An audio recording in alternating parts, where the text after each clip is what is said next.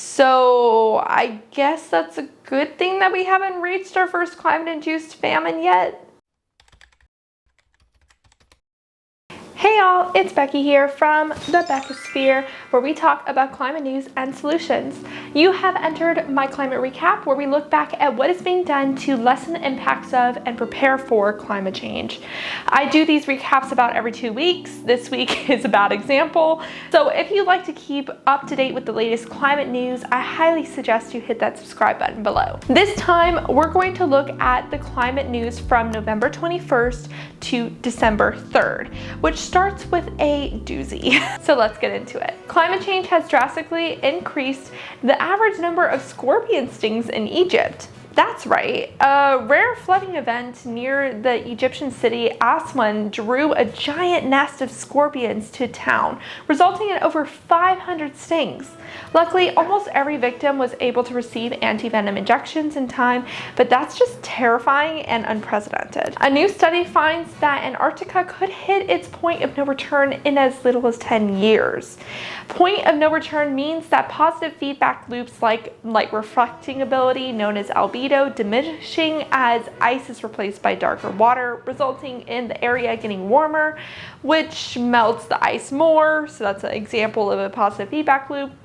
Actually, the most important positive feedback loop in this case occurs underwater in the deeper parts of the ice formation, where a reduction of cold water coming in from glaciers results in less mixing of the water column, and this lack of motion means that the ocean can't release as much heat from the atmosphere as efficiently, instead warming up more of the ice.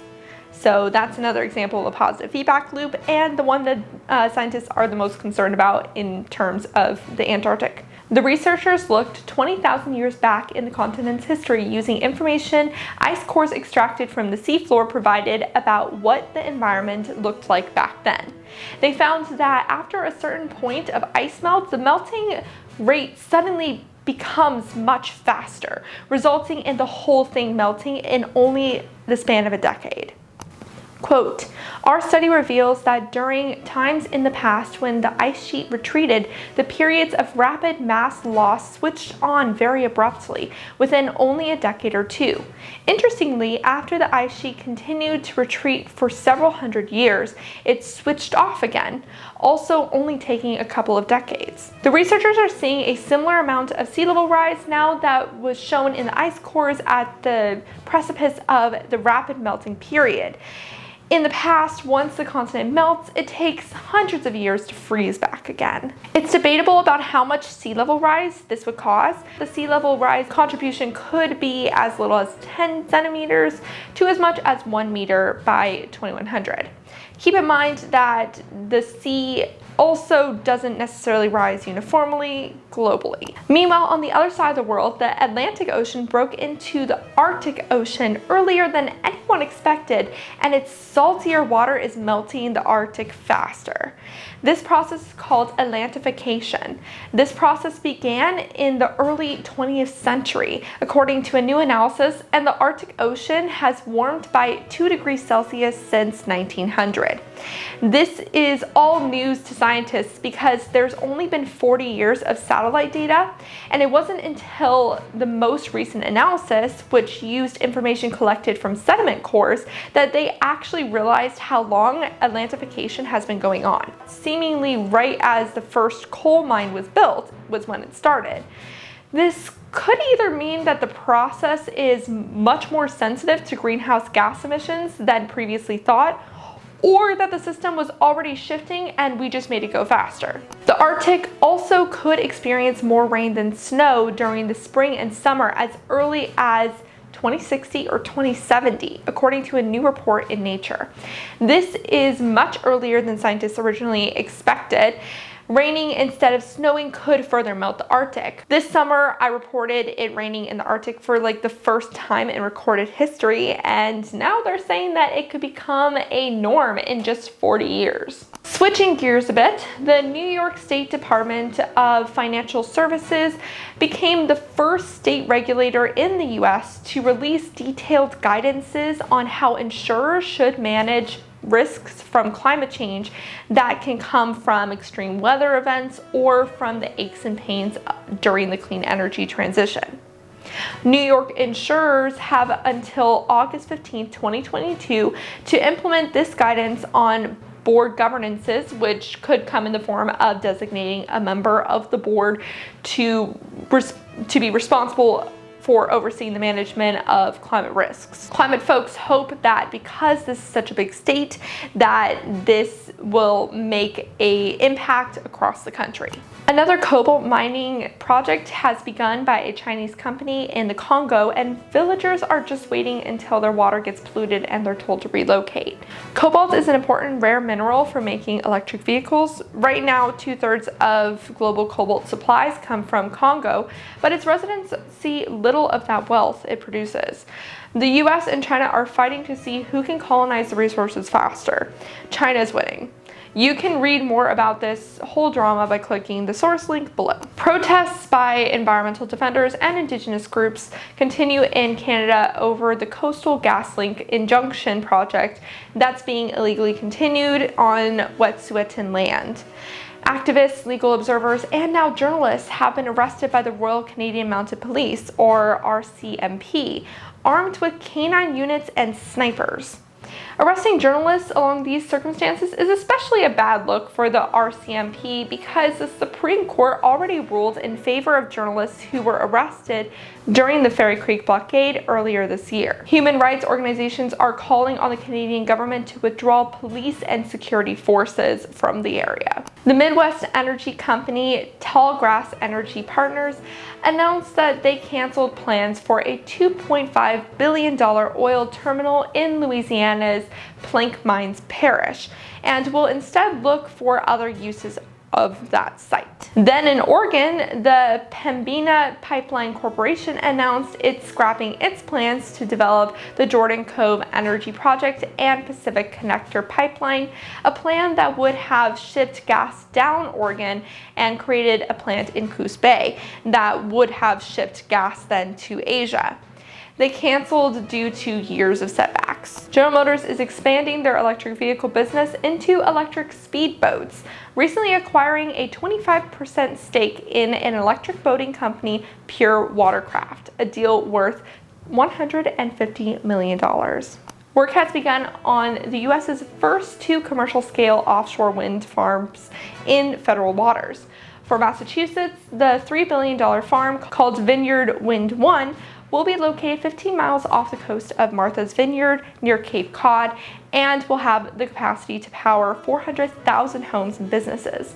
In New York and Rhode Island, the offshore wind project South Fork Wind, spanning both states' coasts, will produce enough energy to satisfy 70,000 homes. President Biden announced the Department of Energy will release 50 million barrels of oil from the Strategic Petroleum Reserve in an effort to lower prices.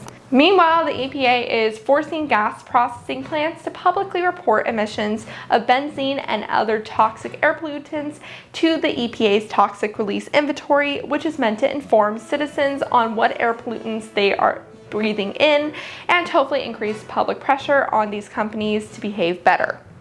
Reports are due by July 2023, and compliance costs are estimated to be around $11.8 million for the first year and $5.6 million every year after. About 1.4 million people live within 3 miles of a gas processing plant. Boston's mayor signed an ordinance designed to divest the city from fossil fuels.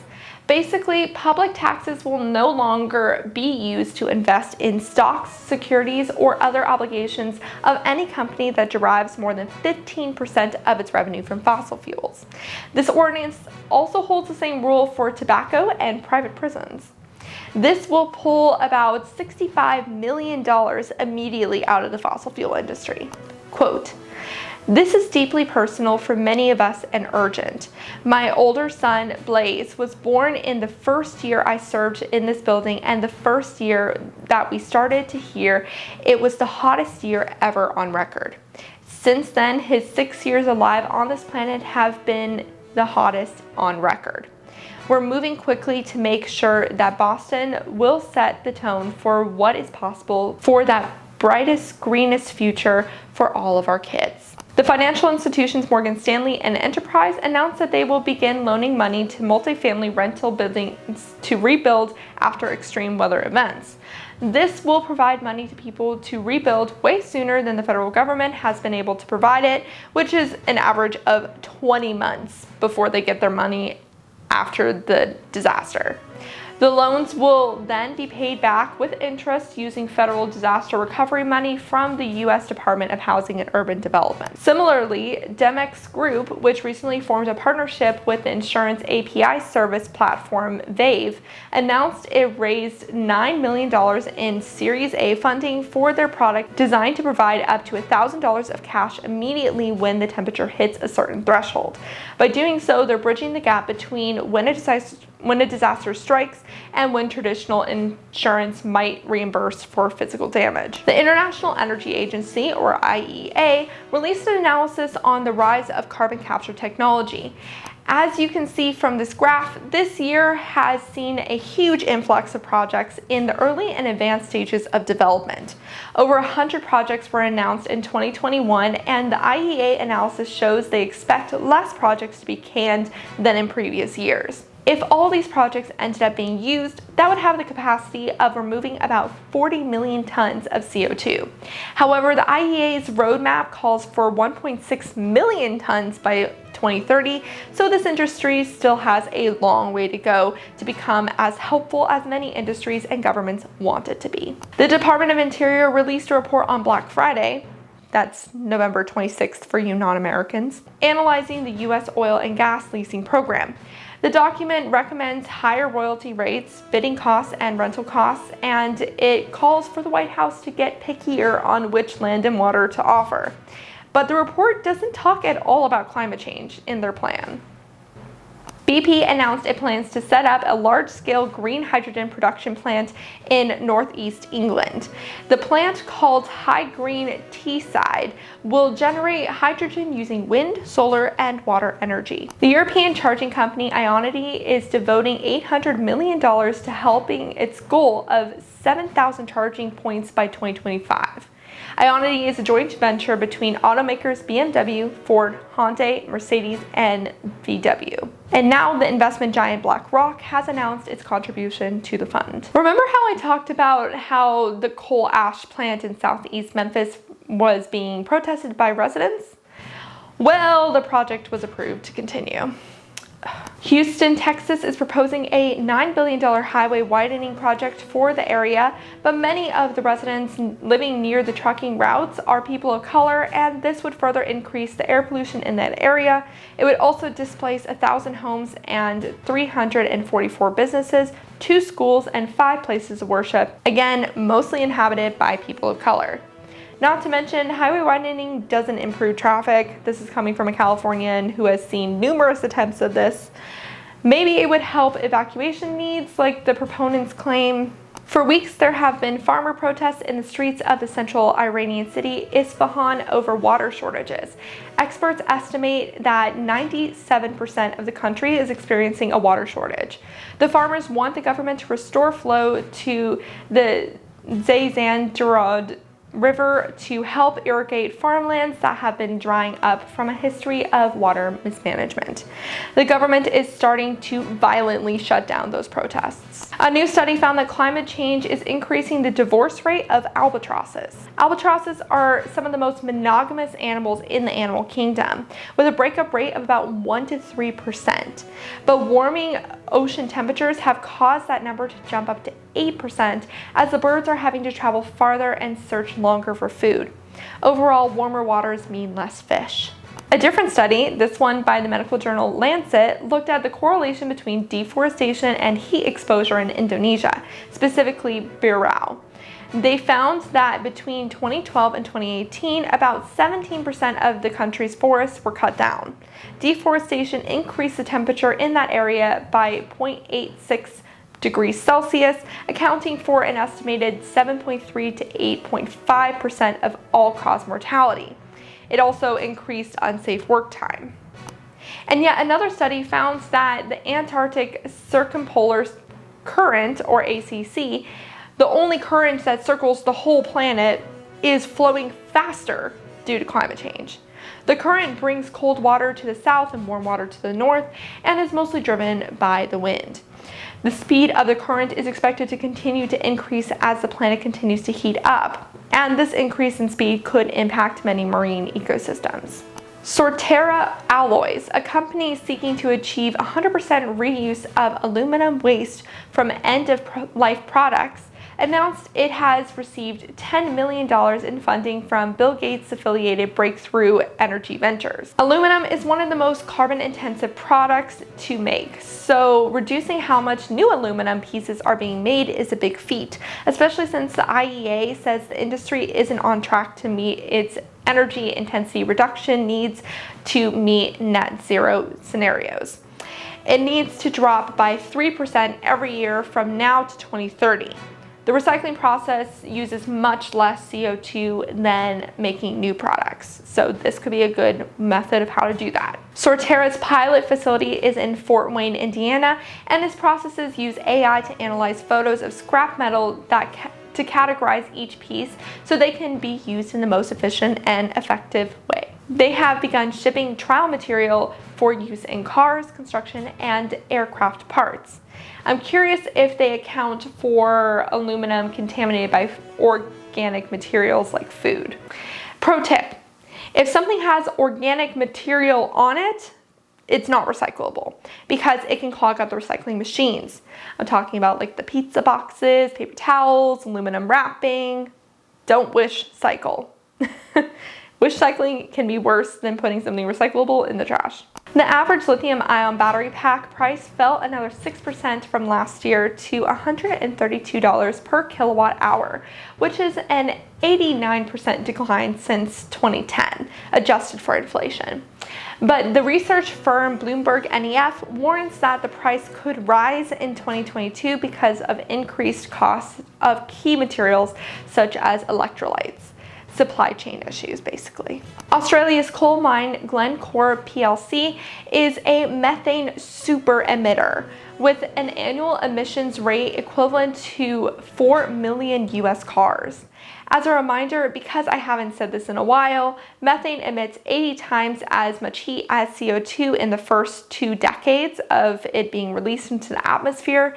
It does have a shorter half-life as CO2, but it's still very potent. Calgary, Canada, capital of the oil-rich Alberta province, has declared a climate emergency. They are now working to create a plan to get to net zero climate pollution by 2050. I like that they said climate pollution in general instead of CO2 because that makes them look at things like methane, nitric oxide, and other climate warming molecules. So not just carbon. Calgary joins other Canada cities like Vancouver, Montreal, and Toronto, who have also declared a climate emergency. A new book called 1001 Voices on Climate Change, written by journalist Debbie Lockwood, aims to humanize the climate crisis and inspire action by presenting 1001 first-hand stories of climate change from around the world. A new analysis of scientific research warns that the Pacific Northwest Cascade Mountain Range is expected to lose its snowpack by 1/4 by 2050 and up to 3/4 by 2100. Some studies they reviewed said that the Cascades are heading for a little to no snow future as early as 2070. The Cascades provide a lot of water to Washington, Oregon, and California. Drastic reductions of greenhouse gas emissions could still keep this from being a reality. The largest museum complex in the world, the Smithsonian in Washington, D.C., is being threatened by flooding. It seems that the American Indian Museum building is the most at risk for flooding. On December 1st, United Airlines flew the world's first passenger flight powered by 100% sustainable aviation fuels from Chicago, Michigan to Arlington, Virginia. The plane was a 737 MAX 8 and carried members of Congress, United's CEO, and partners of the newly expanded EcoSkies Alliance, which includes companies like Siemens, Palantir, and Salesforce. You might be wondering, what is sustainable aviation fuels? Well, SAFs are mainly made up of feedstock like household waste or algae.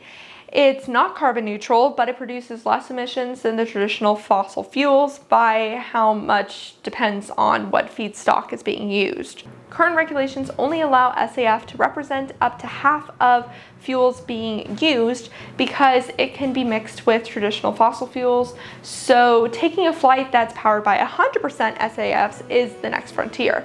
And this was the first flight to do so. The day after United Airlines' first sustainable flight, British Airways became the first airline to use sustainable aviation fuel produced in the UK, following a multi-year agreement with Phillips 66 Ltd. A new report by the Smith Futures Bioeconomy Task Force makes the economic and environmental case for investing billions of dollars to build out the bioeconomy.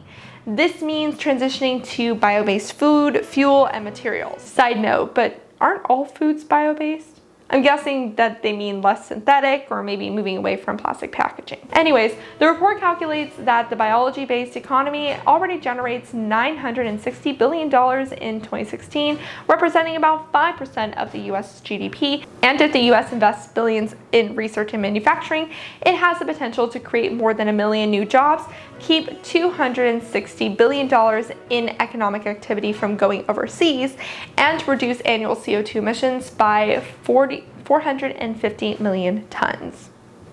I find this stuff fascinating because things like plastic are just so ingrained in our culture, but imagine if all the plastic was made from like mycelium, from fungi, or like from plant cells instead. Pair that with a robust composting program and consumption could become more of a part of nature's circulatory system. The study authors emphasize the need for research funding in this area for it to become a reality. A report by the financial advisory firm Lazard found a relationship between emissions cutting and higher share prices relative to earnings, which is a metric of investor confidence. They explored the equity values and emissions of over 16,000 companies around the world in 2016 to 2020 and found that the more greenhouse gases the company emits, the lower its stock price is relative to its earnings. In this way, it pays to prioritize dropping company emissions. The relationship between emissions and market performance is more pronounced for larger companies than smaller. The firm predicts valuations will become increasingly linked to emissions as CO2 prices rise in Europe and as climate controls grow stronger overall. Europe's experiencing a cold snap, the opposite of what policymakers were hoping for with the energy crisis. Scandinavia is being hit the hardest, with temperatures in Sweden as low as -35 degrees Fahrenheit in the first week of December. My little California soul cannot even fathom. Quote, "If this trend line continues, we are headed from a crunch to a crisis." The global wind power group Iberdrola and the Swedish startup H2 Green Steel plan to build a vast green hydrogen plant in the Iberian Peninsula between Spain and Portugal. The goal is for the plant to power iron production used to make steel with much less carbon emissions. They're trying to see if the plant will end up on the Spain side or the Portugal side. General Motors announced a joint venture with South Korean company POSCO Chemical to build a North American processing facility for key materials needed for EV batteries. Quote, "We are building a sustainable and resilient North American focused supply chain for EVs, covering an entire ecosystem from raw materials to battery cell manufacturing and recycling." The National Academy of Sciences released a report calling for the US to make less plastic to save the oceans. The US is the world's top plastic polluter. They found that about 2.4% of the US's plastic waste ends up in the ocean, which is about 2.2 billion pounds a year. If our current trajectory increases, we'll be putting 53 times that by 2030 into the ocean, equivalent to about half the weight of the fish caught in the seas. And while some plastic is technically recyclable, that's a very small percentage compared to what is being used. Even upping recycling and proper disposal isn't enough, says the report. We must use less plastic. And I'm not going to advocate for the zero waste mentality because that puts too much weight on consumers to swim against the current, but reduce as much as you can and vote and advocate for larger systemic change. I recommend Shel Beasley is a good YouTuber that talks about how to decrease your overall plastic consumption. I don't focus as much on that on my channel just because, I don't know, I think it puts more of a weight on me and what I'm doing, and I'd rather put more of a weight on what governments and companies are doing, you know what I mean? As a reminder, plastic is set to replace coal as the main carbon emitting industry by 2030. Several climate recaps back, probably in the summer, I reported that Madagascar was experiencing the first recorded climate change induced famine. Well, it turns out that climate change isn't actually the main driver of the food crisis, but rather a combination between poverty, deforestation, and COVID restrictions is mostly to blame. So I guess that's a good thing that we haven't reached our first climate-induced famine yet. After a large battle between Shell and environmental groups over the Cambo oil project in Britain's North Sea, Shell has pulled out of the project, saying the project was not economically viable. But many suspect that climate protests had a lot to do with that decision, especially because several Scottish leaders were part of the protest. Shell held 30% of the project's shares, the rest held by Siscar Point, and they say that they remain committed to the North Sea fossil fuel industry. But since then, the North Sea oil industry seems to be kind of in a disarray. Axios reported on a lobbyist of the Russian gas company Nord Stream 2 providing maximum campaign contributions to U.S. Senate Majority Leader Chuck Schumer and Democratic senators from Nevada, Connecticut, Washington, and New Hampshire. While there was no specific ask going with the money, it's heavily implied that that money is meant to persuade the senators to vote against reimposing sanctions on Nord Stream 2, which is on the table in the US government right now. Some US utility companies are playing around with the idea of using EVs to help manage electricity demand in a community. Instead of just charging EVs when they're plugged-in EVs could be used as a power sharing battery on the grid. EV owners can earn rebates and cash rewards from smart charging programs by letting utilities control when their car is being charged based on overall energy demand. The Electric Reliability Council of Texas has about 1,000 EV owners trying this out right now, turning their cars into a cloud-based virtual power plant. I think this is such a cool idea because it kind of breaks the need for utility scale battery storage to some extent. The EPA announced it will provide $7.4 billion to states and reservations to improve water quality and access starting in 2022. This will be the first big installment coming from the infrastructure bill, besides I guess like the offshore wind projects technically were also big installments. If you want to learn more about different climate provisions in the infrastructure bill, I did a video on that, which you can check out up there. Meanwhile, in Canada, internal documents leaked from Alberta's environmental ministry shows that Alberta, BC, Saskatchewan, and Nova Scotia worked to overhaul imposed coal mine water pollution regulations. Originally, final regulations were expected to come this fall, but now they're expected to come in 2023. The city government officials called water pollution regulatories unnecessary and a significant impact on industry and economies. You know what's also a big significant impact on economies? Unhealthy people from water contamination. Climate change. But I digress. And we end with Montana on fire. 24 homes and businesses burned down from wildfires caused by a record December windy heat wave. And that was the climate news from November 21st to December 3rd. Before I go, I want to highlight some links I put in the resource section below. First, we have the breakdown of how PR companies have aided in our fossil fuel dependency. I think I want to dive deeper in that in a video, so stay tuned for that. There's also 2 links from Gizmodo providing commentary and recommendations about which climate organizations are the best to donate to, so be sure to check that out before making donations. However, if you would like to support the work I do, I would be a lovely climate organization to donate to. You can do so by either joining my Patreon with a monthly donation or providing me a flat amount using the Buy Me a Cup of Coffee link in the description below. The money goes to improving my equipment and paying for the many new subscriptions that make these recaps possible. Or you can do some super easy and helpful free stuff like subscribing to my channel, liking my videos, commenting on which news headline you felt was the most interesting, following me on my social media accounts below. I got a TikTok for my fellow Gen Zers, and sharing my content far and wide to help grow the Beckosphere community. If you've made it all the way through, you are a rock star, and I appreciate you very, very much. Until next time, remember to talk about the climate crisis every single day and to support your local news organizations. I would like to give a good shout out to the people on Patreon who keep my work going. A special shout out to the climate confident and courageous members, David H., FK, Norman Anul, and Greg H. I greatly appreciate your support. Bye for now.